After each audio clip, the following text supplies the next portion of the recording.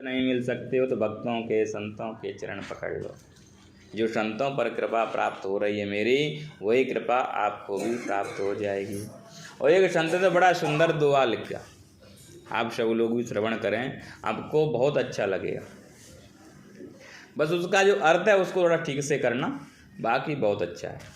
लिखा है कि पाप करें प्रभु जी मिलें, पाप करें सुख होए, पाप करें मुक्ति मिले, सो भैया पाप करो सब कोई। बोलिए भागवत महापुराण। बहुत लोगों को अच्छा लगा, ये बढ़िया है, पाप करो प्रभु जी मिले। लेकिन मैंने पहले कह दिया, अर्थ थोड़ा संभल के। पाप करें प्रभु जी मिले, पाप करने से कहीं प्रभु जी मिलते हैं क्या? नहीं मिलते। इसका खंडन करो। क्या बोले? पा को उठा दो। पा शब्द रामायण में कई बार पैर के लिए संबोधन किया गया है ना विजेंद्र भैया?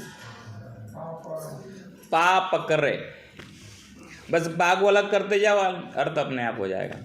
पा पकड़े प्रभु जी मिले, पा पकड़े सुख होए, पाप करे मुक्ति मिले, सो भैया पाप करो सब कोई। बोलिए भागवत महापुराण। जैसे गजराज ने आज पैर पकड़ा, उसका उद्धार हुआ, ऐसे आप भी अगर पैर पकड़ें कि संत का ब्राह्मण का, तो आपका भी उद्धार हो जाएगा।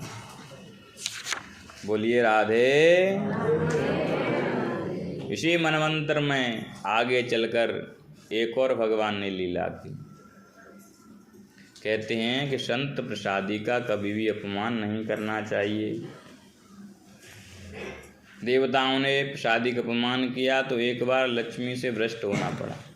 पूरे देवताओं के जितने भी, पूरा स्वर्ग वैकुंठ, यहाँ तक के भगवान की आद्य शक्ति लक्ष्मी जी भी चली गई। बोले ये कैसे हुआ? बोले एक बार दुर्वासा ऋषि वैकुंठ धाम गए प्रभु के दर्शन करने के लिए, तो प्रभु ने प्रसन्न होकर एक माला प्रसादी उनको दे दी। तो बड़े प्रसन्न हो रहे थे कि गोविंद ने मुझे माला पहनाई, सबको दिखाते हुए जा रहे, देखो देखो कैसी सुंदर माला है।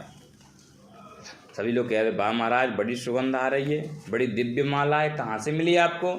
बोले ये माला मुझे मेरे गोविंद ने दी थी, अभी मैं बैकुंठ से दर्शन करके आया। अच्छा, बहुत बड़ी सुंदर माला है आपकी। ऐसे सबको दिखाते हुए जा रहे थे। तो रास्ते से आ रहे थे इंद्र, ऐरावत पर बैठकर सभी देवताओं के घिरे हुए, जय जयकार हो रही थी। जैसे ही दुर्वासा ऋषि को देखा तो इंद्र रुक गए, प्रणाम किया। तो उसके प्रणाम को देखकर प्रसन्न हो गए दुर्वासा ऋषि, और उस माला को उतारकर इंद्र के गले में डाल दी। अब इंद्र मन ही मन में सोचे, देखो महाराज जी ने पहले पहनी माला, अब पहनी माला मेरे गले में डाले।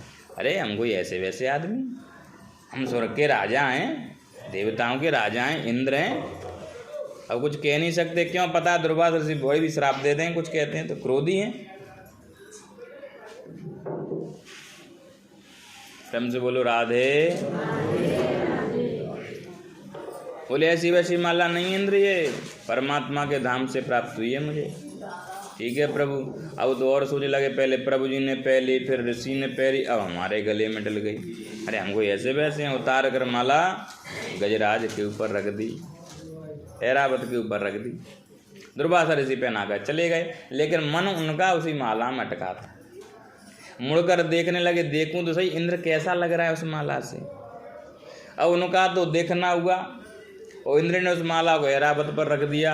हाथी ने सोचा पता नहीं ये सिर पर क्या वजन सा आ गया है, उसने उठाई सूंड से माला और जमीन पर पटकी और पैर रखकर आगे निकल गया।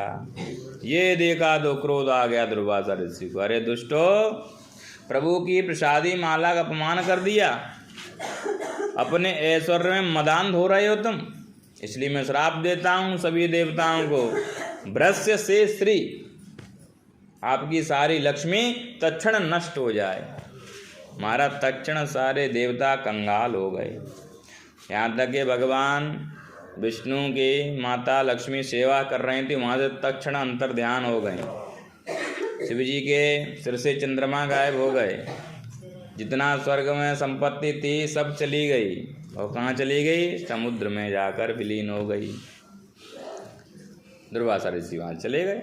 अब देवता रोते रोते फिरे, प्रभु के पास गए, बोले प्रभु कुछ उपाय करो।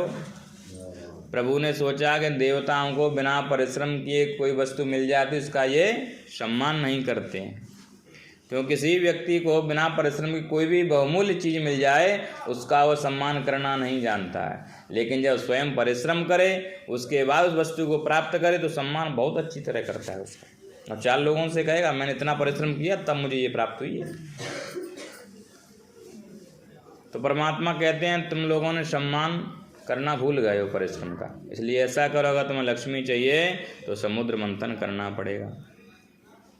बोले प्रभु हमसे तो अकेले तो नहीं होगा। बोले बिल्कुल नहीं होगा तुमसे।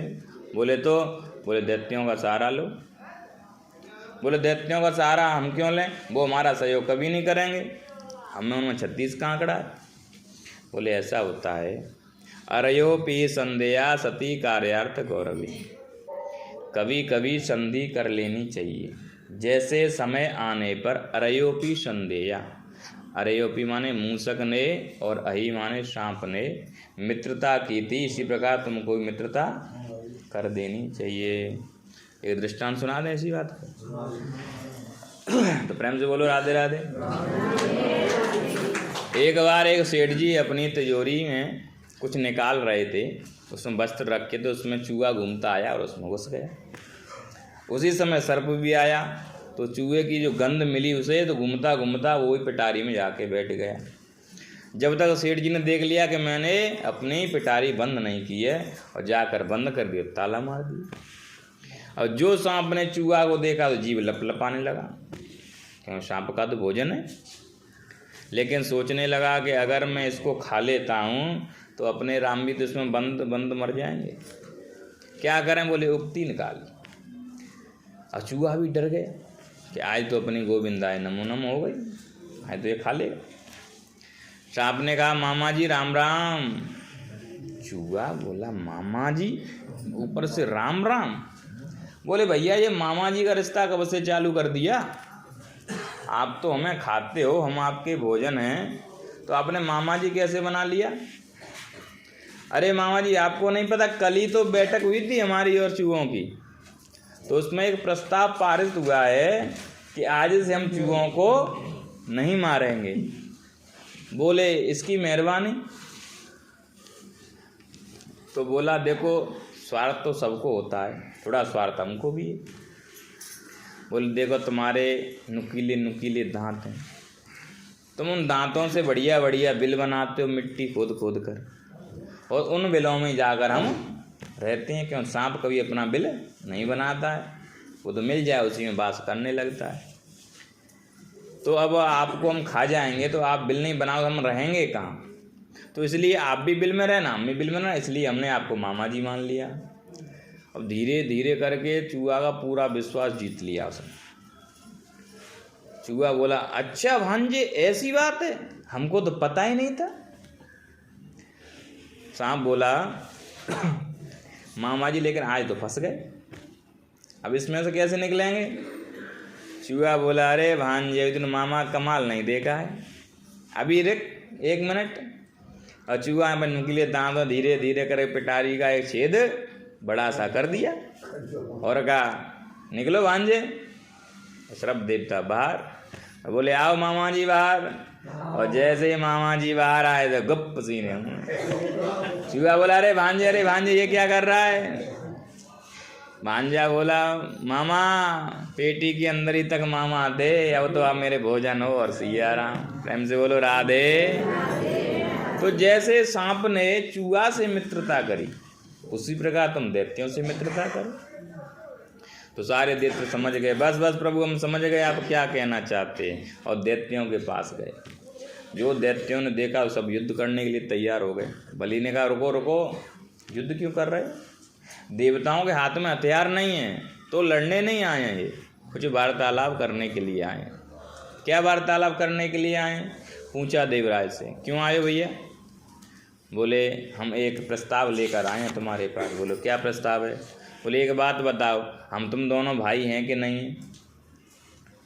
बलि बोला इसमें कौन सी पूछने की बात है, पूरा संसार जानता है, तुम्हारे पिता भी कश्यप हमारे पिता भी कश्यप, बस माताओं का भेद है, तुम दिति के हो, हम अदिति के, पिता तो दोनों के एक हैं। बोले तो हम इसलिए आए हैं, देखो हम दोनों भाई भाई हैं, लड़ाई झगड़ा तो भाई भाई में होता ही रहता है, लेकिन कुछ ऐसा करें जिससे झगड़ा तो, लेकिन जो मरते हैं कभी तुम्हारे तरफ के कभी हमारे भाई मर जाते हैं, वो ना मरे तो। बोले ऐसा क्या है? बोले समुद्र मंथन करते अमृत निकलेगा, दोनों भाई बराबर में पी लेंगे, सब अमर हो जाएं, खूब लड़ाई झगड़ा हो, कोई मरेगा तो नहीं कम से कम। ये बात जब कही तो बलि सोचा ये बात तो बिल्कुल ठीक कह रहा है, अरे भाई भाई हैं, लड़ाई झगड़ा होता रहता है, कम से कम खून खराबा तो नहीं होगा, लड़ते रहेंगे झगड़ते रहेंगे। बोले ठीक है हम राजी हैं। तो देवता और दैत्य दोनों पहुंच गए समुद्र पर समुद्र मंथन करने के लिए। बोले रई की व्यवस्था कैसे होगी? बोले मद्राचल पर्वत को उठा कर लाओ। लेने गए, लेकिन गणेश पूजन नहीं किया, हाथ से खिसक गया, तो कुछ तो देवता खंडित हो गए, कुछ दैत्य खंडित हो गए, सब दूर खड़े हो गए, महाराज अमृत मिले या न मिले हम तो नहीं कर रहे समुद्र मंथन। प्रभु ने कहा कोई बात नहीं, इसे मैं ले चलता हूँ। और गोविंद भगवान अपने गरुड़ पर पर्वत को लेकर आए और समुद्र पर रख दिया। बोले अब रस्सी की व्यवस्था करो। बोले इतनी बड़ी रस्सी कहाँ से आएगी? बोले बासुकी नाग के पास जाओ। बासुकी नाग के पास गए, पहले तो मना कर दिया बासुकी नाग ने, बोला तुम दोनों समुद्र मंथन करोगे, खींचातानी हमारे शरीर की होगी, हमको क्या फ़ायदा है। सब बोले जो अमृत निकले उसमें 2 बूंद आप भी ले लेना। तो बोले तो ठीक है, खींचातानी हम करवा लेंगे, शरीर की अमृत मिल जाएगा तो कोई बात नहीं। प्रेम से बोलो राधे।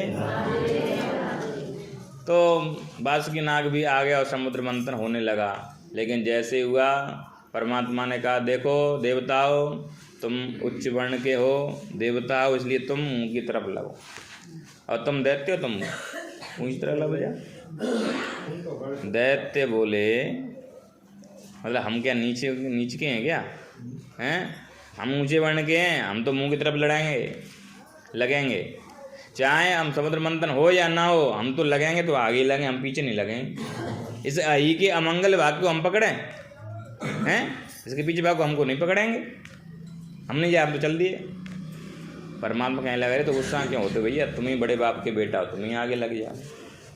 परमात्मा तो जानते थे, क्योंकि दैत्य हमेशा उल्टे उल्टे चलते हैं। ये दृष्टांत और सुना दो, हमसे बोलो राधे। अब नहीं सुनाऊंगा, समय ज़्यादा हो रहा। तो वो आगे लग गए, अब दोनों समुद्र मंथन होने लगा, तो पर्वत जो था वो नीचे की ओर जाने लगा। तो भगवान ने कच्छप रूप लिया और उसके नीचे आ गए और पर्वत को ऊपर उठा लाए। बोलिए कच्छप भगवान की। उसमें से मंथन हुआ तो उसमें अमृत तो निकला नहीं, उसमें से विष निकला। अब सारे देवता घबरा